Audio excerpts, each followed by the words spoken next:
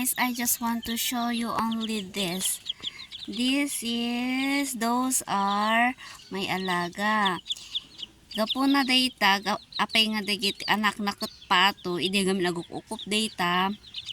Tapos dagiti nagit itlog nga pato dijay, handang kasla alalagaan dagiti itlog da. Sung impang ko dagiti itlog ti pato dita yan ti manok yan pagkupan ti manok. Tatan idiremor dagita paton.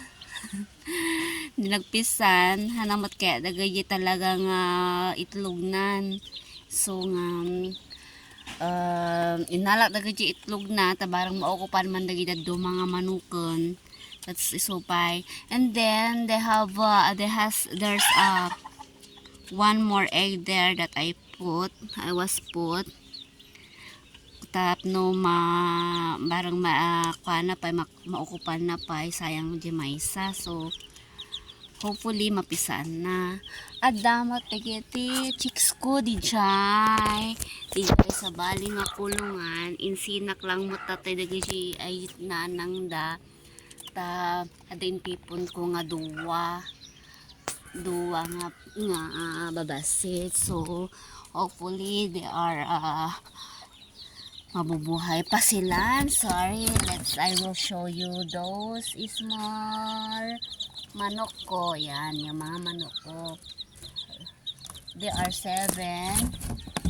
So, sana mapisan tayo. And then, dagito yung magkita dumapay nga manok ko. I have also there are many. I will show you.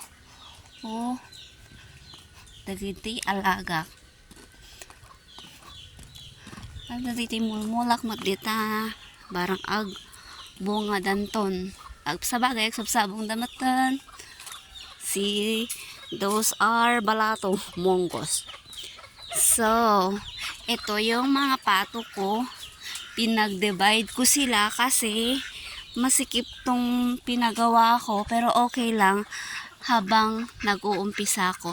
Ayan, manok, pato, and then adamanti mangrugi di dyan, ngagit itlogin. Ang kulang lang sa akin is baki. Hindi ako makahanap ng baki, but I will try my best to find a new baki. Kasi yung baki dita nabayagon. So hopefully they make a new egg. Ito naman tatlo yung asawa niya, isa lang yung roaster ko. So it's okay as long as they have one male and many females. It's not an issue for that.